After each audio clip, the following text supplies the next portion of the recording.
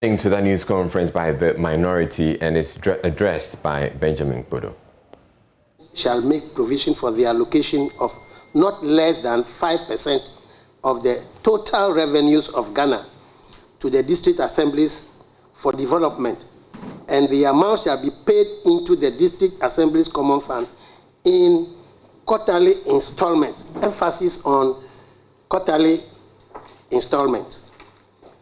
The monies accruing to the district assemblies common fund shall be distributed among all the district assemblies on the basis of a formula approved by Parliament.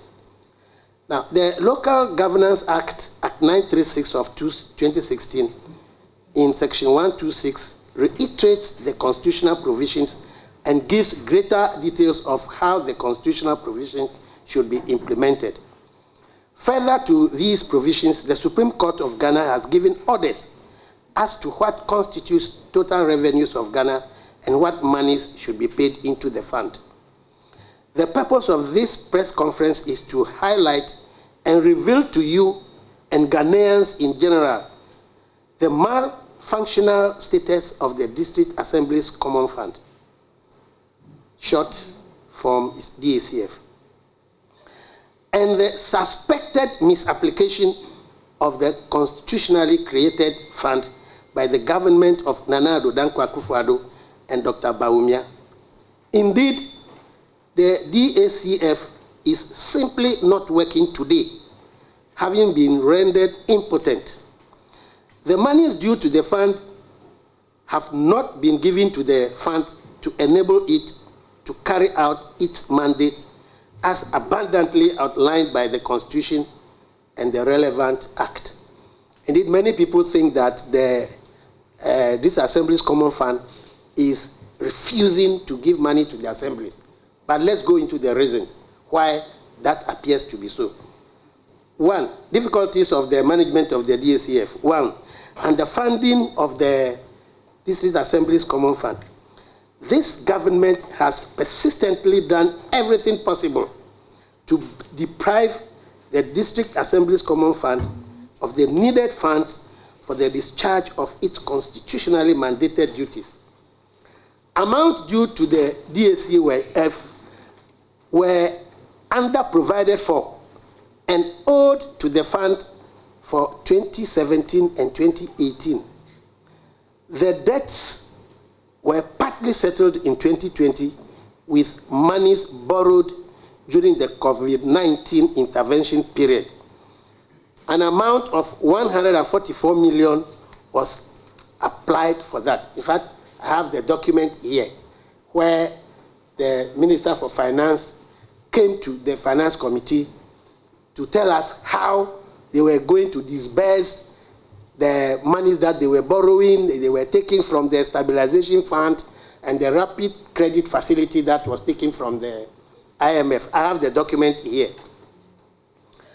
Prior to this, the government introduced the Earmarked Funds Capping and Realignment Act, under which the Common Fund was listed as those funds that should be capped so as to retain funds for the central government spending. Incomes from petroleum resources were already excluded from total revenues from which DACF monies could be computed.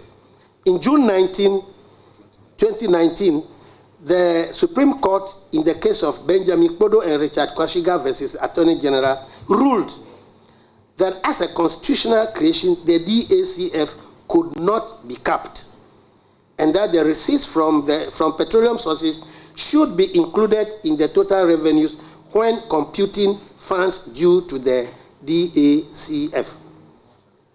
But the Ministry of Finance is refusing to properly comply with the directives of the Apex Court. Emphasis.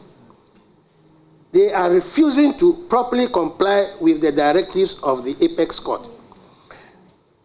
The Ministry of Finance deducts certain amounts from the total revenue before computing the 5% of the balance for the DACF. These are revenues ceded to GNPC and GRA. That is the Ghana Revenue Authority.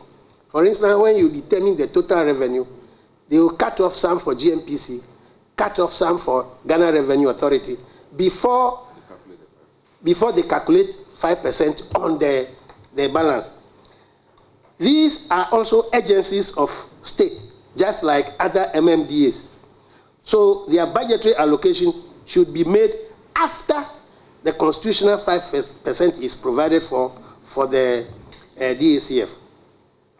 We consider this practice as a ploy to reduce the amount due to the DACF, because the bigger the pot, the higher the amount due to DACF.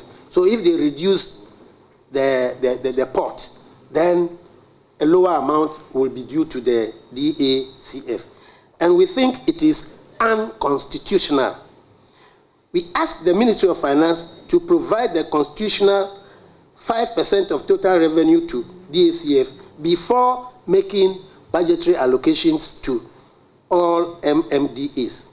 Number 2 problem, timing of the determination of amount due to the District Assembly's Common Fund. The amounts due to the Common Fund are based on the total revenue generated within the relevant period. That is a quarter for the year, as the Constitution has directed.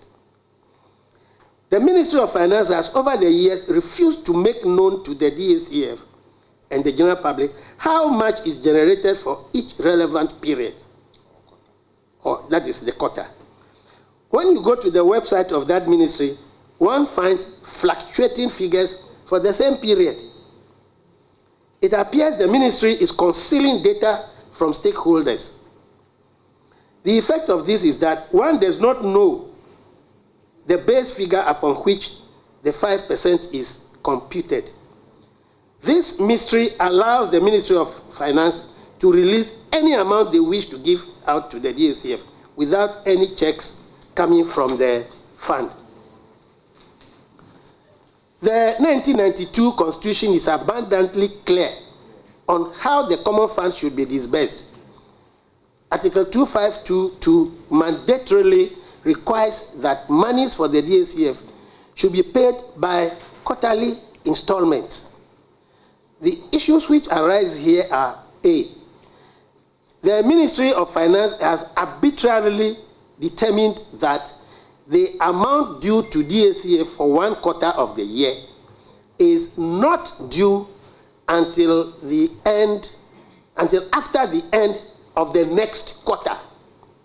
For instance, the first quarter of the year ends in March, but monies for the common fund will only be due after the end of the second quarter in June. I hope you get the point. Yes. We have January, February, March as the first quarter.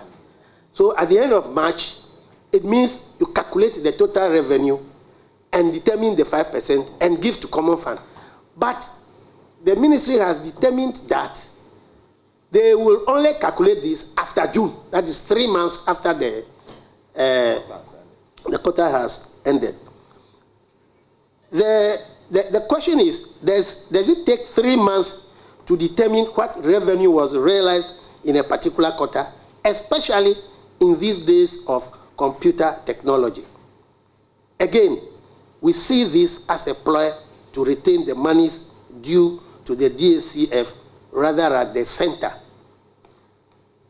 B, the Ministry of Finance has failed to release funds to the DACF for several quarters over the 2020 to 2021 period, fiscal years.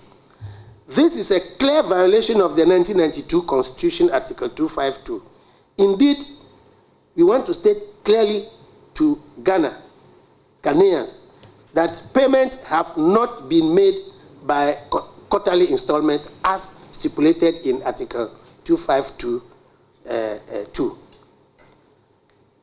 The Ministry of Finance is very heavily indebted to the DACF. The amount has run to about 2 billion Ghana cedis. Plus, it's not LGBTQ plus. 2 billion plus. That is what amount the Ministry of Finance is owing to this Assembly's Common Fund. And it's made up as follows.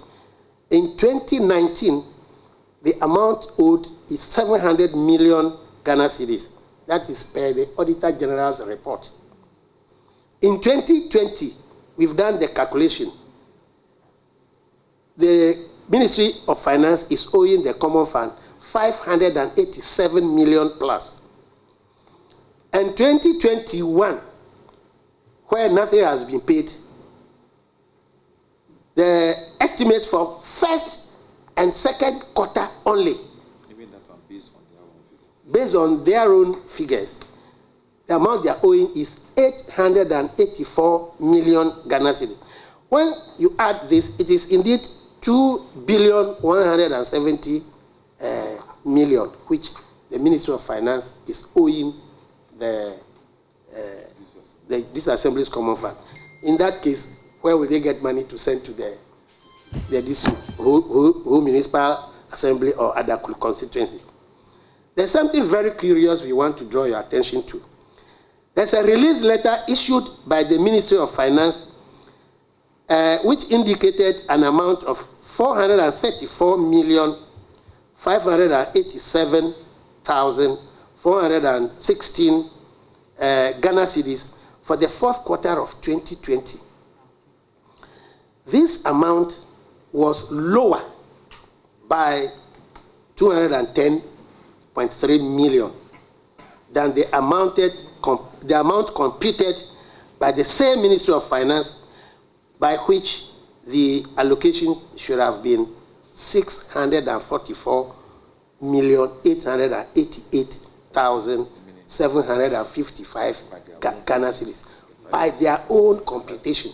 You see, what they did was that for October, November, December, they themselves computed the figures on a monthly basis. So when you add those three figures, the total is 6. Yes, no. What I'm saying is that they computed the 5%. All right, for October, 5% for November, 5% for December. So when you add the amount, it will give you 644.8 or 0.9 million Ghana cedis. But in releasing the funds to the money to the fund, they quoted 434, which means they cut off 210 million of the fourth quarter releases to the DSCF. During reconciliations, the Chief Director of the Ministry stated to me personally that the Ministry did not release the full amount because that would have exceeded the legally appropriated allocation to the DSCF. We realized that that position is not acceptable because if even the correct amount were fully released to the DSCF, that would amount to 1,822,795,315 cedis, which is still lower than the appropriated amount of 2,312,706,550 Ghana cedis for the 2020 financial year. For the whole of 2021, not even a peso has been paid to the DSCF as we sit here.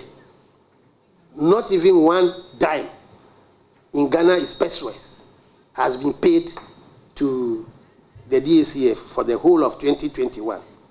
We have been informed that a release letter was issued for the first quarter for an amount of 434,291,958 Ghana cedis, 21 pesos. But no money has been paid to the DSCF as of today, as we are meeting you now. Therefore, arrears have piled up for 2019, 2020, and 2021. Now, what is the result of all this?